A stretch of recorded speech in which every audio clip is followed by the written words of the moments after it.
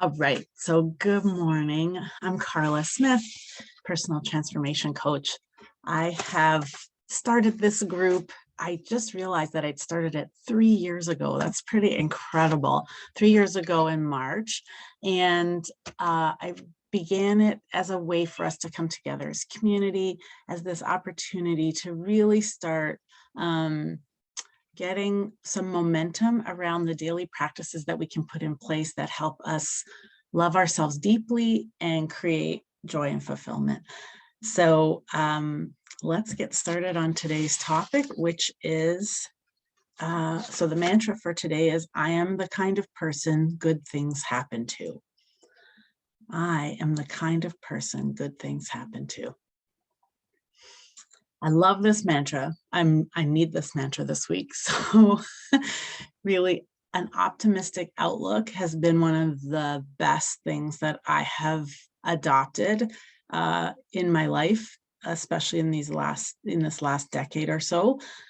It's this opportunity to see the world and ourselves in a way where we believe that we are deserving of love, of joy, of fulfillment, of success in the many areas of our life.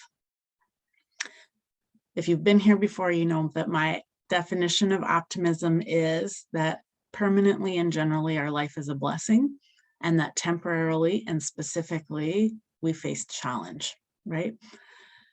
And I love this definition because it doesn't say life has to always be positive, put a smile on your face. It says that if we look overall our whole life, even if we're facing illness, even if we've lost our jobs, even if we're going through divorce, even if, something tragic happens in our life, permanently and generally, we have this blessing, this gift that is our life. And then those things happen and then they resolve, and then they happen and then we accept them. Then they happen, right? Like different things happen for us to move forward, but we are in this beautiful journey of always moving forward. And that's really for me what the optimistic outlook feels like. And that's a choice. I think there's people who are born a little more optimistic than others. Definitely, there's some nature to that. And I know for certain, that we can develop optimism every day, and that perspective, that lens, allows us to see the world from that perspective. One of the cool things about optimism is that it promotes good health mentally and physically, right? So some of those benefits are, obvious, like higher energy levels and lower rates of depression, improved coping skills and resilience, stress management. It also, I was doing a little research yesterday. People who are optimistic have fewer colds, I think because it boosts our immune system, right? We sleep better. There's just all of these really great things. We choose to move more. Like there's all of these things that happen when you have an optimistic outlook that are so positive. And that positivity makes us more hopeful, right? We believe in ourselves more. And we believe that we have the possibility of having the life that we want and deserve. And the only way we can have that life that we want and deserve is if we believe that we can, right? So the reason why I picked this today is a little bit sad because I'm in one of those temporary specific moments where I'm facing challenge. Our puppy, Oliver, who's not puppy, but we call them our puppies. So we have brothers who are turning 9 this year. And Oliver is so he last week had major surgery to remove his spleen and a cantaloupe-sized tumor that was attached to his spleen, which is just that alone was so heart-wrenching. And of course, that kind of tumor, which we found out throughout the week, there's an extremely good possibility that it's cancerous. And so as we face this as a family, this mantra kind of came to me. We are the kind of people that good things happen to. So what that does for me is, although it doesn't mean that I get to control the result, I cannot control the result, right? The result is going to come and we're going to live with whatever it is and accept it however it is. But what it does help me do is stay hopeful, right? If I go straight into worry and just think, oh, this is going to be the worst result, this is the worst, this is the end, oh my gosh, what are we going to do? Then that's the energy that I'm bringing to the situation. That's how we're all showing up, right? So instead, I choose to believe that good things happen to us. So there's this possibility that he's going to be in the awesome percentage, right, of dogs that make it. It's going to be, his surgery's gone really well. He's really doing well. I love all of those signs. So we're just, thank you everyone. We're just in this energy of like, we can't control this, but we do, good things do happen to us, right? And so let's hope for the best. And so optimism is so helpful when you're facing challenge, because it allows you to, worry is not going to solve anything. We worry so much and it's such a wasted amount of energy, right? With hope, then I can show up for Oliver in a better way. I can help my kids through this in a better way. I can really take care of myself in a different way, because I can, right? I can see that I need to nurture myself and take care and have self-compassion and all of these things that are so important. So it's really powerful to bring this optimism in, even when you're facing challenge, right? This idea that hope is possible, right? That good things happen, right? And then whether it is a good result or not, I have gotten to this place where it will be much easier for me to be resilient, much easier for me to be grateful, much easier for me to be present, much easier for me to be accepting, all of those things, regardless of the result, because of optimism will exist, right?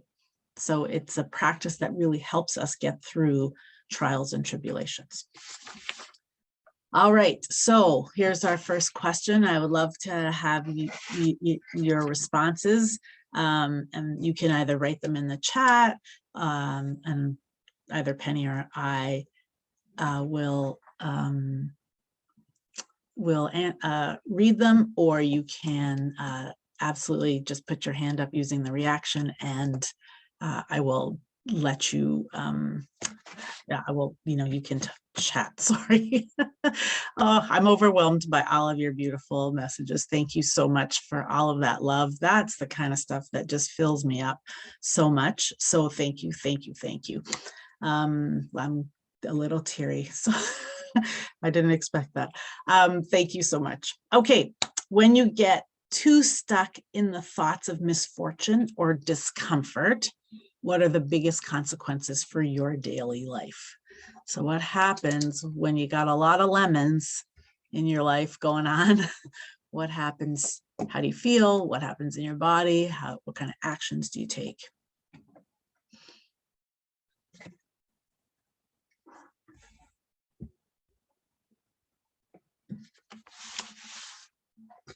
Anyone? What does that feel like? Ooh, quiet today. That's all good. How many people, when you're in this, oh, there we go, overwhelmed mentally, my mind is spinning and I'm physically very tense. I love all of those, a little bit of each place, right? Mind, body, action. Love that. And those are all really true. I put no action, exactly. Just wallow in self-pity and the vicious circle continues. So true. Thank you. And so put up your hand if you always feel stuck when you're in this feeling of misfortune or discomfort. Do you get stuck? Yes, right? It's easy to get stuck there. Excellent. Yeah. And that freezing place, that feeling of halting, I just have to turn the chat on. I missed that one. Sorry. I'm very sad and overwhelmed. Exactly. Thanks, Anna. It's true. Yeah, it's just that freezing feeling, right? Of just feeling, well, that's what hopelessness feels like, right? It feels like it's not worth trying, right? That everything I'm doing is not working. And so why bother? And so you just get in this place of inaction and stuckness and helplessness and hopelessness, right? Which is not at all useful. Too many feelings and not knowing how to feel or what to do next. Scrambled. I love that word, right? That's a really good one. Our brain is just whirling around with all of this stuff. We can have either like almost like no thoughts, like it's just like or we can have the one where it's like our brains are just super busy. Both things are not helpful. So all of those things are possible. I definitely feel it in my back and neck and shoulders. There's so much tension. Often people complain of migraines when they feel this kind of challenge, like when things feel hard for them, right? You'll get a migraines or upset stomach, just all of these things. And we talk about these, why these things happen, like what we feel like when we're not doing the practices. I internalize into my stomach, nausea, exactly. And so we talk about these because if you can recognize that these are the signs of feeling overwhelmed by challenge, right? It gives you this opportunity to say, oh, I have this toolbox of things that I can try, right? To put in place. And that's really what we're creating every single week here, is a toolbox of practices for you to look at when you're facing the negative question that I pose at the beginning of each week, right? That's really the default thinking. Every single week we talk about, the default question. Where does your brain go in unconsciously to this place where I feel like this is too much for me, where things are not working out for me, where I'm not the kind of person that good things happen to, right? And then the toolbox, as you develop it, is this way to intercept, right? That negative thought. And so the reason that we talk about the negative thoughts in the first place is so that you personally connect with, this is how this shows up for me, right? This is how me personally, it always feels like this weird pain in the back of my neck. I want you to get really specific with it. I shut down, or I, get really busy, or I disconnect from the people I love, right? What is it that you do specifically? So even if you don't answer out loud, I want you to really always take that question. Amazing. I eat, exactly. And when I eat, when I'm in this default thinking, I eat chips and like mini Easter eggs and like stuff that's not gonna give me any energy, nourish me, and afterwards I feel awful. Exactly. So thanks, Cindy. So when you can get into the specifics of your thing, it allows you, one, to notice it when it shows up, and two, to choose some of the tools that we talk about so that you can shift it, right? Okay. So make sure, even if you don't answer it out loud, make sure that you answer it for yourself, because that's how you're going to be able. Self-awareness is so key in this, right? You can't actually change anything until you know you need to change something. All right. So we're going to do 8 practices today. And the first one is train your mind. So just like I said, one of the key elements of transformation is recognizing that with practice, you can shift your thoughts from negative to positive. This is super important. So many people think, how do I do this? I can't do this. This is not I'm not the kind of person who can be more positive, right? But it's just practice. In order for your life to be a success, you must believe that success is possible for you, right? So training your mind to think differently involves mindful self-awareness. If you are constantly inner criticking yourself to death and saying, nothing ever works out, I'm too old, it's too late for me, I'm not a good business person, I never hold on to relationships. If you're constantly hearing that message, that's what's showing up in your life. You're proving yourself right no matter what your thoughts are.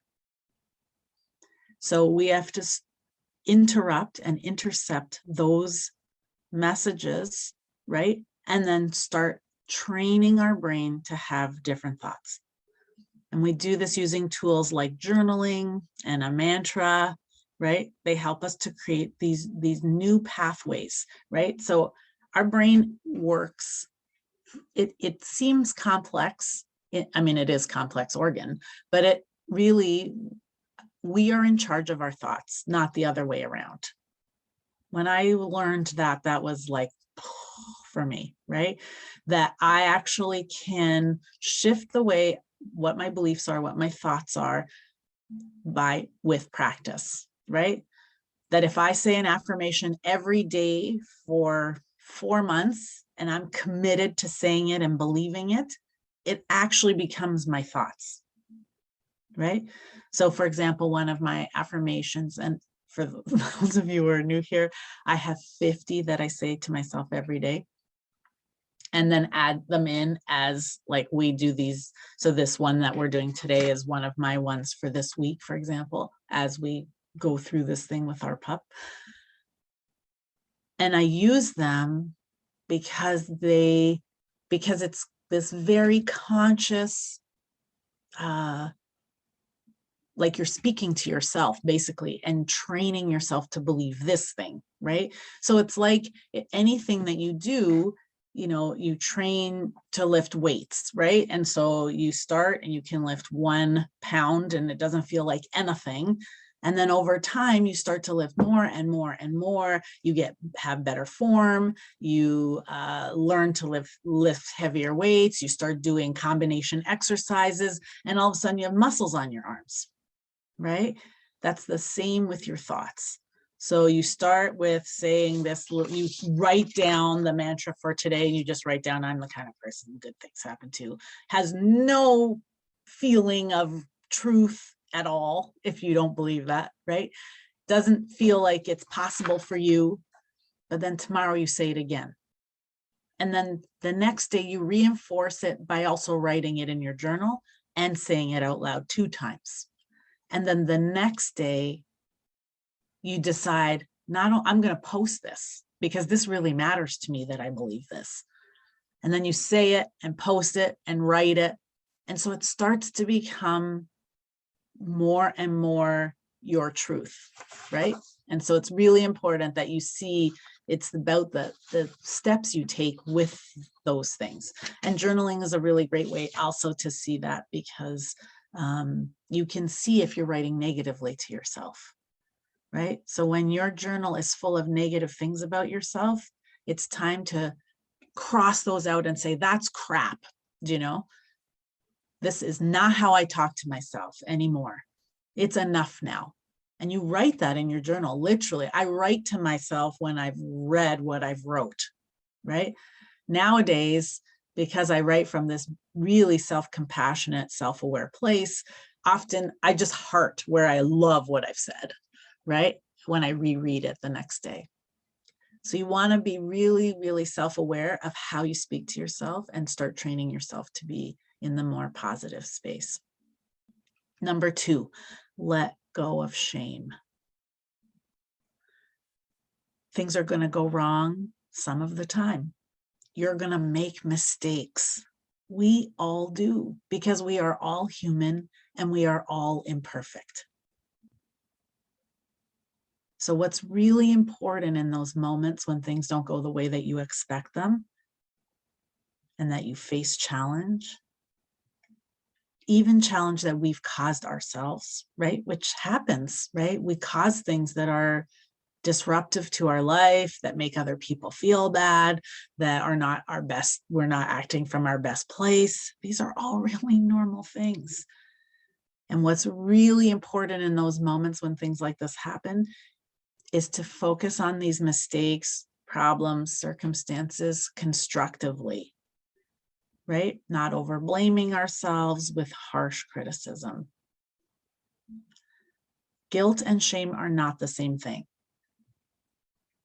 right? We often use those words interchangeably, but they are not the same. Guilt is, I made a mistake. And shame is, I am the mistake.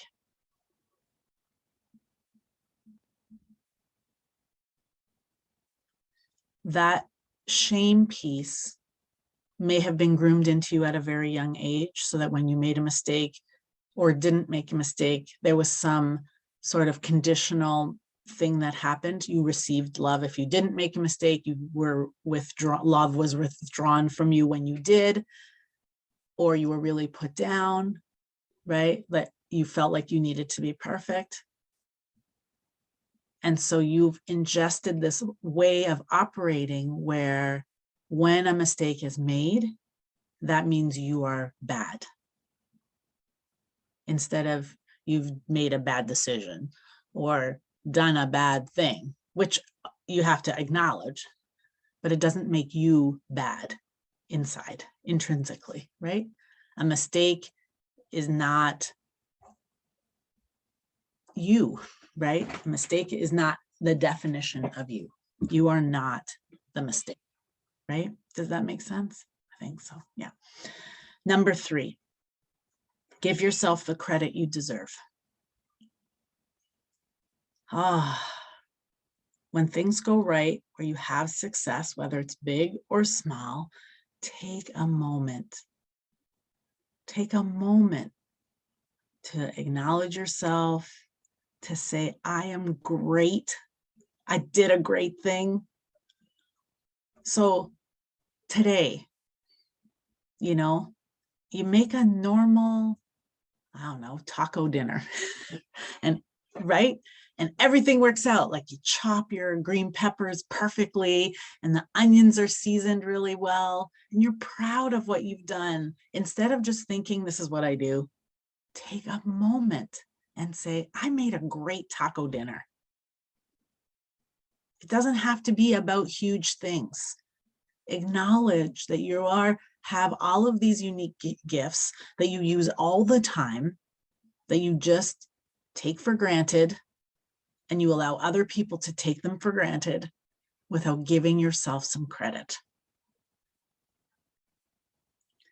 Good things are happening all the time. And when you notice them, your brain starts to build a mental library, right? A library of all of these good things. So it's going to make it feel more normal that good things happen, right? Because you're shifting the thoughts that nothing good happens to me, right? Nothing extraordinary happens. But if you start to notice when good things are happening, you're building like a pool of thoughts where those good things happen. I love to think of it as a string of Christmas lights because we all love that glow, the twinkle lights. So if we start to turn those lights on one by one, right? Oh, this really good. So if you say there's 21 strands of 21 lights, and every day for 21 days, you acknowledge for yourself something great you did that day. And that's like one twinkle light. So the first day, it's a little bit, it's not really going to provide very much. You're not going to be able to see anything except right around there. By day 15, you're like, whoo, it's bright in here. And by the end of it, you're a superstar, right? You have 21, this glowing, beautiful light of great things that you've done, that you've given yourself acknowledgement for, celebrated yourself a little bit. That record of good things is how we create that feeling that our life is permanently and generally a gift. That is literally optimism, right? That you're stringing together. I'm great at this. This is really working out. I'm so helpful here. I've been a success in this moment, right? And you start to string those together instead of, oh crap, another day where I didn't get my to-do list done, Oh, I didn't get enough sleep. Oh, my body's aching. You're stringing that light together. So why not just shift it and string a different one, right? Number 4, remember that your setbacks are temporary. You have faced challenges all your life, and they have ended. You are not still in the same challenge that you faced when you were 2 years old, unless it's chronic, right? Like there are possibilities. And then you've accepted it. You've learned how to live with things, right? If it's something that you've had all your life, for example. Like I have a tremor in my hand. And so at the beginning, it was a big challenge. Oh my gosh, what does it mean? What's going to happen? What's the diagnosis? Is it going to lead to this? And now I just live with it. And I have learned, I've adapted as a human to the condition, because that's what we do, because that's how we are physiologically built, to adapt, to evolve, to grow with things. But our brains get us stuck in, woe is me, I'm a victim, this is awful. How am I going to survive this? I can't move past this, right? Things that once felt impossible, you learned to cope with every single time, every time in the past. And this is going to keep happening in life, right? This is what life is kind of like. This is the temporary specific part of this, of our conversation around life, right? It's going to keep happening. In between those challenges, there is calm. Whether you want to admit it or not, there's this time in between where things were okay. And it is your responsibility to notice as much calm as you can, right? You want to notice the calm more than the storm. Stop making the storm your highlight reel, right? So that it always feels like you're just repeating all the storms. This happens to me, and then this kind of thing happens, because then you're just attracting you're only using that viewpoint, right? One of my favorite exercises for helping me to remember that storms happen, but there's all this space in between storms, is to use a chronological timeline. So literally do a 0 to however old you are and write in those major life events, right? And kind of like put them in there, like how long did they last? So like my divorce was 2 years, put it in it. Well, that's not true. Mostly 2 years. And then there was some stuff after, but the worst of it was 2 years, right? And so putting that in there, the time when my kid was sick. So I had a kid who was sick from 18 months to where we were discovering what was wrong, to like 3 years where we were in that. Put that on the thing. He's not sick now. Well, he's learned to live with the things that are genetic, but we don't have to worry about it anymore, right? And he's turning 22. Lots of calm after that event. Or I can stay stuck in, oh my gosh, Benjamin was sick, right? That's a choice. So you want to put those things, those major life events on the timeline, and then see how much space is between them, right? Even if it's days, or like you want to just start to figure out where are the places where I can see, oh, I had this really nice kind of break time, right? Even with, suffering abuse, as I did, there was lots and lots of good stuff in between there. I played with my friends. I went to school. I had nice times with my parents. My sister and I explored and played games and did everything. And then there was really crappy shit that happened in between that. Sorry. There was though. And there were little blips of that, 1,000%, but it wasn't like, there was also good stuff. So you have to really spend some time, sorry for that. Sorry that we want to see that stuff, right? Not that you guys haven't heard a swear word before. Number 5, stick with gratitude. You've heard me say many, many times, gratitude is the thing that is going to transform your life in the simplest, fastest way. Being grateful for the things that have happened and are currently happening in your life will invite more things for you to be grateful for, right? What has happened, there's gratitude, lessons, blessings. What is happening, gratitude, lessons and blessings. And then what is going to happen, gratitude, lessons and blessings. Practice being grateful for who you are as a person, right? One of the things I write in my journal, probably like in my gratitude journal, probably once every couple of weeks, I just have a gratitude page of me, like what I'm grateful for about myself. I'm grateful for my resilience. I'm grateful that, I've created community. I'm great, like literally, I'm grateful that I'm taking care of myself with my morning practice on a daily basis. Grateful I'm starting to work on getting to bed earlier. So I just write it out just about me, right? Because it helps me to cultivate a sense of confidence, right? That's how we build our self-confidence, by believing in ourselves, by seeing our goodness, by acknowledging who we are.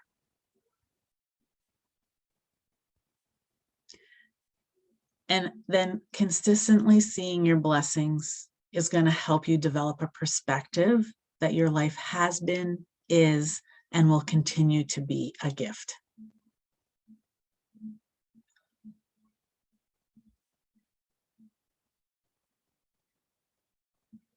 Right. Number 6. Notice how successful people talk and then talk like them. This is something I did really early on. I started immersing myself in the people who I thought had joy and fulfillment in their lives, were successful in the way that I define success for myself, who had like this internal belief that they were good, that life was good, that they were the kind of people that good things happen to, right?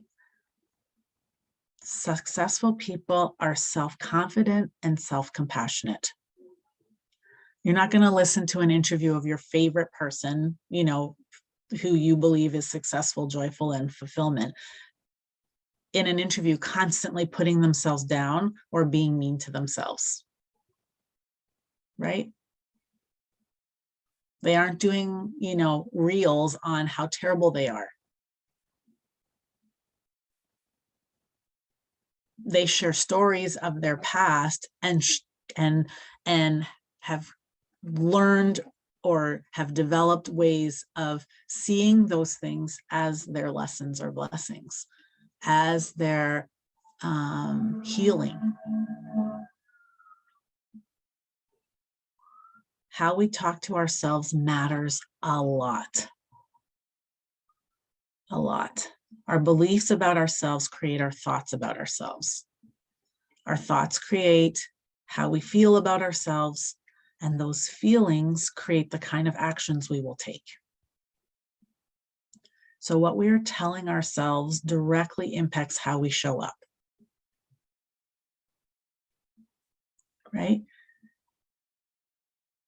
So listen to the kind of words successful people use to describe themselves, and then start using similar words and phrases about yourself in your journal and in conversations. At the beginning, it might feel uncomfortable to talk about yourself in this way that feels kind of pumped up, right? To say, you know what, I'm a really great Taco Tuesday maker. It might be hard to say that at the beginning. Write it in your journal then. I made a wicked Taco Tuesday dinner. It was so good. Everyone loved it. The ground beef was perfect, or if you're vegetarian, I tried jackfruit for the first time and it turned out perfectly, whatever it is for you. But and that's how successful people talk to themselves, They believe in themselves fully. That's how they got where they are, right? If you have joy and fulfillment in your life, it's not because you've put yourself down to get there. Those two things can't happen at the same time, right? So you want to start listening to whoever the people are who influence you or who make you feel really uplifted, who you believe authentically have success and joy in their lives, who feel like harmony and balance to you. Read all their posts, join their newsletters, watch their interviews, see their TED Talks, watch wherever they are, kind of read their books, whatever it is, immerse yourself so that you can start to evolve your language to using that. Because, copying someone, it's like the best thing you can do, right? It's showing you a path towards something, and eventually it becomes your own. That's what's super important to remember. You're going to come up with your own language that supports you.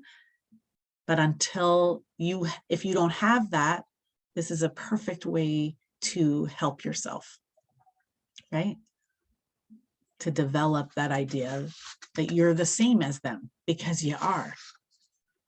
I say often, I am not special. I mean, I am special, but I'm no more special than anyone else, right? We are all beings who deserve what we want in our lives, all of us, right? And so as we clear the cloud away of our harsh criticism so that we can get in action, that's how we get to that place where we get the things that we want in our lives, right? And I'm not saying everyone who starts talking in a beautiful way to themselves gets a BMW. It's not like Price is Right. Do you know what I mean? But you will have a life that feels really good when this stuff starts to clear for you. Number 7, stop complaining. Complaining is this like super concentrated unconscious belief that things suck, people suck, circumstances suck, right? It's like this way of operating where you're just in like, ugh, this is gross, everything. The more we complain, the more we see the world through this negative, unhopeful victim mentality lens.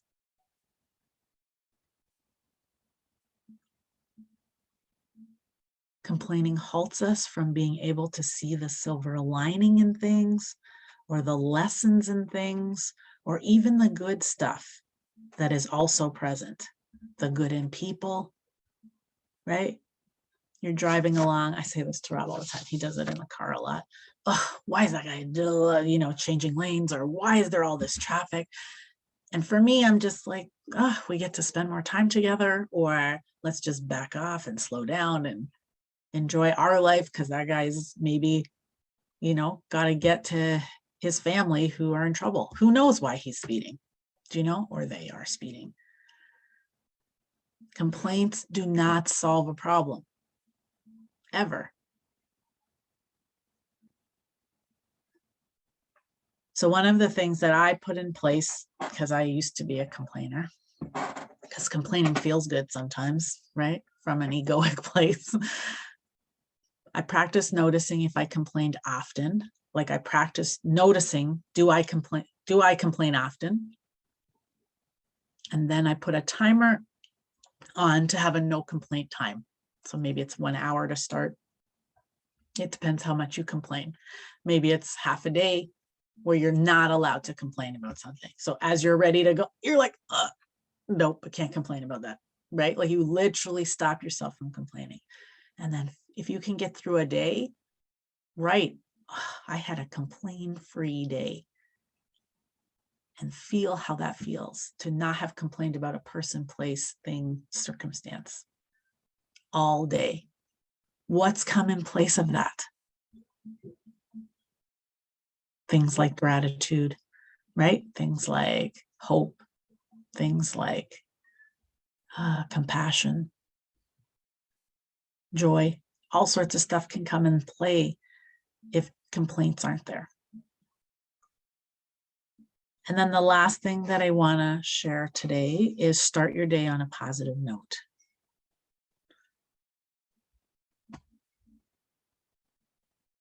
How you begin your day influences the rest of your day.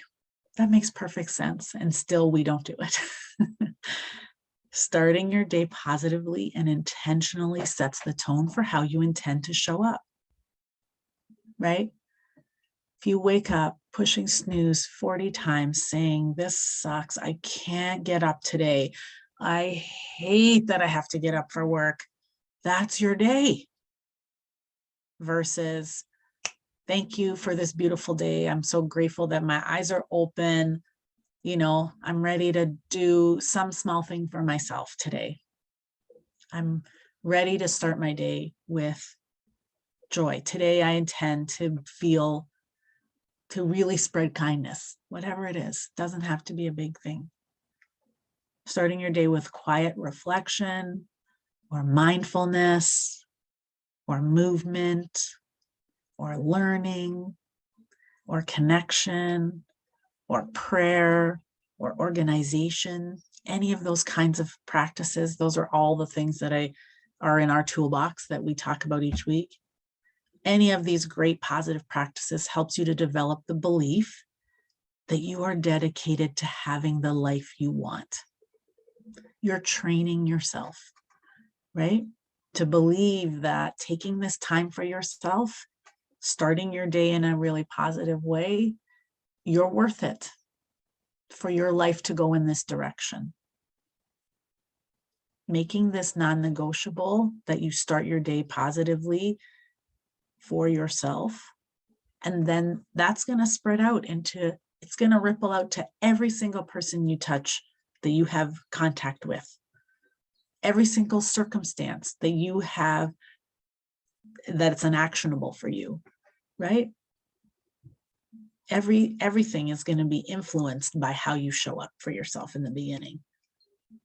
A simple act like being thankful for waking up or having a good night's sleep starts you off believing good things happen to you right from the get-go. So this mantra starts from you just simply saying, I am grateful for this beautiful morning, because you're inviting in good things happen to you just from that beginning, right? Okay, those are the 8. So let's open up for questions, comments, other inspiration that you have, insights, your ahas, anything.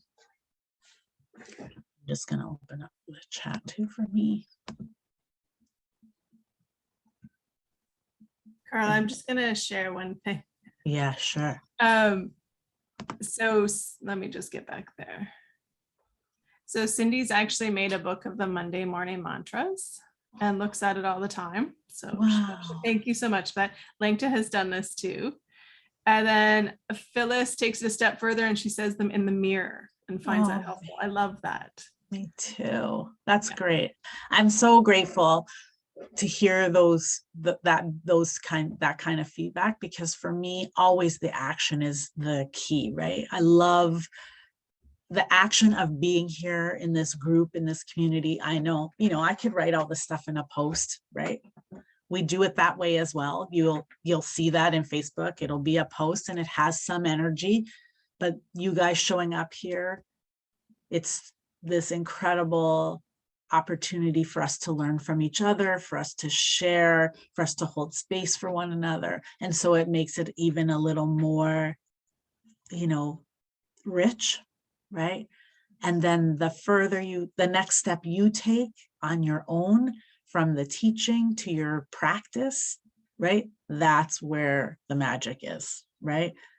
And I remember when I first started really healing myself and deciding that I wanted to be in this growth.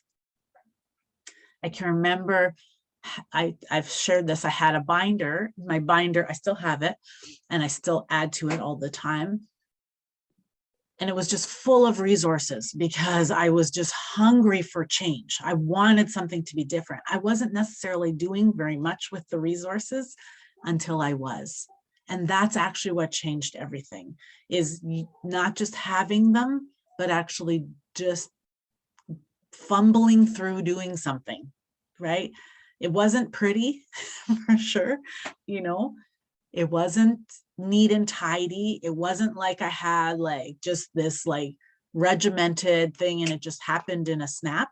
It took practice and practice and practice and mistakes and, oh, I don't like doing that thing at all. And, oh, I'm coming back to that thing because actually I'm resisting it, not really that I don't like it. Like all of this stuff, and just journaling constantly so that I could see all the blind spots, all the places where I was not actually showing up for myself, all the places where negativity had like really entrenched itself, and that I really needed to clear it up. I got help.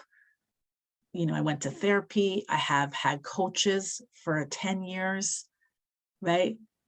So that I can constantly be in growth. This is the action. So talking to yourself in the mirror, I love it. Writing it down, I love it. Creating something that you can use to create this toolbox for yourself, right? I love it so much. Thank you, Rose. Hi. Go ahead. Hi, thank you so much. I just wanted to mention number 6, that's you said, notice how successful people talk and talk like them, be like them. I think that's very true, that whoever is successful to you, if you look at that person, you see some resemblance between yourself and that person, like your inner being, and your inner being is very similar to that person. So it means that you have to just follow what they're doing, and the same as you always mention, practice to become better and grow yourself. Beautiful point. I love it so much. It's so true. We are attracted to people who are like us. And so we see ourselves in those people who we admire, who we believe are successful, right? And when so then it like opens up, like it's like it cracks open the stuff that we've been covering up about ourselves as we emulate them a little bit more. Is that the right word? Is that correct? Yeah. Absolutely. Absolutely. Yeah, I love it. Thank you Thanks, so much. Rose. Beautiful. Anyone else? Insights, ahas? Hi. Hi. I had to share something, not really sharing, more like asking. Sure. Let's say you are about to have a major change in your life. Let's say you have a big job coming in, and there is, excitement, but there is also worries. It's like, am I going to be good at this job? Sure. And I think I cannot see myself just saying, oh, you're going to be great, you're going to be great. I think having a little dose of worry or anxiety, a good dose. I'm not saying like you at night, you wake up and then, but I think I've read in a couple of books that it says it gives us a good push forward, that, a small dose. Now, how can you keep that dose small and not overwhelming? Because as I said, a small dose is positive, but where is that limit that you start like going into the other side and self-doubting? So what's your thought on it? Yes, I love this question so much. Thank you. Can I ask just how you pronounce your name? Sonila? How to say Sonila. Thank you. Thanks, Sonila. Yeah. What a beautiful question. Okay, so I agree. Fear is necessary. It's a part of our human experience, right? And so, and fear is propelling, right? Like it does propel us forward. So it's good to have some of that sort of nervous energy about starting something new, for example, right? because it's like, okay, it gets us motivated to like show up as our best self, right? We don't want to come to a job being like, yeah, I'm just going to be good at this, whatever, right? Like, because we're not going to come with that sort of like the newness of it, right? So we want to respect that piece, that things are going to feel a little scary for us, for sure, right? Am I going to be good at it? Of course, we all, if you've not done it before, we don't know if we're going to be good at something. So I love that idea that a little dose of fear is important. And I agree with that fully. So how do we keep our fear from overtaking the excitement piece? So two things I want to say about that. One of the people that I follow, Mel Robbins, says she's got stage fright. There's a lot of famous people who had, like Adele has stage fright, Mel Robbins, Brene Brown, some really key speakers who speak all the time, every single time, have stage fright. And I have that as well. Even when I come on these calls, I listen to music, I do a bunch of things to get myself kind of like centered for showing up. Because there's always this little moment where I go, am I going to be tongue-tied? Am I going to swear? No, I'm kidding. Am I going to, is something going to happen? And so one of the things that Mel Robbins said, which I love, I'm pretty sure it's her, said, is that the difference between fear and excitement is breath. So if we take, so in that, just being mindful, getting present, taking some really good deep breaths, beautiful, like I'm talking about in the moments, right? That's really helpful for us. So being mindful, creating some quiet in our brains, because what happens if we let it overtake and then we end up spending way too much time in the fear place, right? Which is overwhelm, anxiety, stress. We are going to show up in a terrible way, because worry energy doesn't actually make us better. Worry energy uses so much of our energy, and it brings us, it like is vibes at this really low place. We end up being flustered, confused, like all sorts of things happen physiologically as well as emotionally that actually halts us from being good at what we do. And so these practices that we talk about, journaling about the fear, and then being self-compassionate, putting in self-care so that we're taking really good care of ourselves in the moments before, in the days leading up to it, that we talk with someone about our fears, like all of these things are going to help us to not let fear take over excitement, right? Or even calm, right? We might want to be in a more neutral place where we're not at one extreme or the other, right? And instead really work on how can I get to this like more calm place where internally I'm at peace no matter how I show up. Yeah, hope that helped answer your question. Great, thank you. Phyllis, go ahead. That was amazing. Thank you. Yeah, beautiful. Right. Thanks. Sunil. It might be similar to what Sunil asked, but so I'm thinking you make this delicious taco meal and you're patting yourself on the back and you're telling yourself how great it is. And then you sit down and someone says, ooh, this is awful. I mean, there goes all your all your feelings that like, I don't, for me, my mouth drops and I'm thinking, oh my God, like, what did I do wrong? And then all these negative things set in. So what would you do to overcome that? I mean, I know. you can't leave, you have to finish eating. Exactly. So I guess there's two things there. First off, my favorite saying is other people's opinion about you are none of your business, right? Just right off the bat. We spend way too much time feeling self-worth because of other people. And that's garbage. Just saying. I'm not saying that you don't want to hear good feedback, because feedback's important. So if you ask, how's my taco dinner? And someone says, oh, it could use a little more, you know, cayenne pepper because I like things spicy.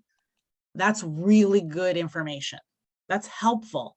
And that makes you feel like, oh, I can improve this thing that I'm really proud of. And so I'm going to make it even better next time, right?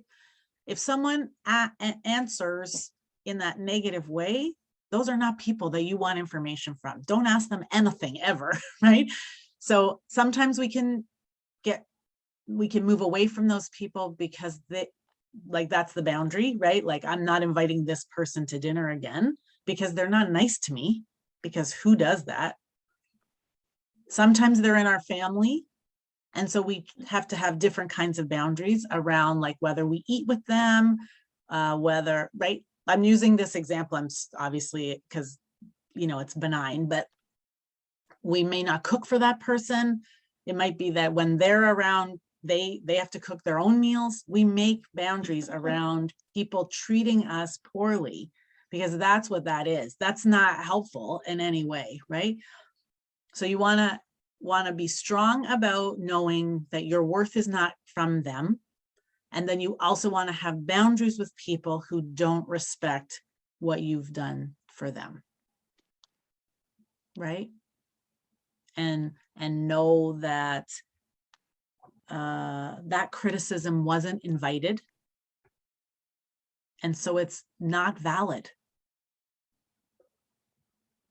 And that you can actually say, that was really hurtful. That's not okay for me. We're going to have to come up with something here, because I don't really feel like cooking for you anymore. Right? Because you deserve much better than that. And so the silence in internalizing, that's the danger. That's where all the danger lies, because then you just turn that all inward, and then that's shame. Really? Right? Wow. If you don't say anything. If you let that just become you, I'm a mistake because I made this meal, then that's shame, right? Wow. I didn't realize that. Does And that what make if you- sense? Yeah. Right? And what if you decide to say, fine, you walk out and you don't say anything, you just walk away and you Sure. journal it. Can you do Right. that? Yeah, of course. You don't have to, it's not about saying, you don't have to like say to that person, you're an awful person, or I'm never cooking for you ever again. You have to just not internalize that their comment means that you are bad, or a bad cook, or anything. That you are, that joy that you had in preparing that meal, that it tastes great to you, that if you put in a lot of effort, right? That you're learning Taco Tuesdays, how to make it better and better for yourself, but that their criticism was not invited, right? So that has happened to me in the past, where say someone wants me to do something one way, and then I'll get another thing where someone says, the thing you did was so great, and thank God you did it that way. And I have a choice to believe one or the other, right? And if I always believe the one that's put me down, then I'm gonna feel put down all the time. It's like when you're in, school and you get a great mark, you get a 96 or something on a test, and then you spend all your time worrying about the 4%. Right? What is that? Where did those what should I have done better to get 100? Right? So it's just, that's what happens. We turn it on ourselves. And so that outside criticism then becomes how you criticize yourself all the time. And that's shame. Thank you. Great question. Thank you. Thank you, Phyllis. Go ahead, Nia. I know, Nina, go ahead. Sorry. So hard for me. I'm sorry. Go ahead. So I just wanted to say that I really actually enjoyed the little when you said that word that you apologized. Yes, the swear word. And then earlier, I think something about you were sort of, I think, collecting yourself. I don't know, it just made me made everything you say much more attainable, because like, oh, Carla's human too. Imagine that. and yeah, because all these things that you share are so amazing, and they're so and I'm like, wow, I mean, it just seems like in some ways what is it, like, summiting Mount Everest, to get all this stuff in. So, and I'm like, oh, but Carla's like the rest of us, and so and she did it.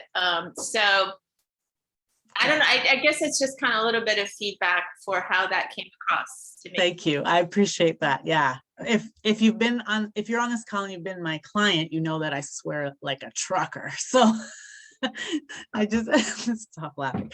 And so, yeah, I just am a little bit more, new people are here, so I have to wait. But I appreciate that, Nina, because what's so powerful about what you're sharing is that I am the same as everyone, right? I've just been doing things for some time, right? And it's that time and dedication to the actions that's going to help everybody to grow, right? I love that so much. Oh, it's overtime. Sorry. All right. Thank you guys so much. Was there any other last questions? No, I think we're good. Okay. Thank you guys so much for joining me. I love being here with you on Mondays. It starts my day, just my week, my day perfectly. And I look so forward to hearing any of your ahas, your insights, any questions. You can always send them to me. If you're not part of my Facebook group already, please join. And I just wanted to say, if you're not already, Meetup has a way for us to send emails. Oh, I'm going to actually turn off the recording first, and then I'll hang on just a sec. Not that it can't be recorded, just so that we're, yes.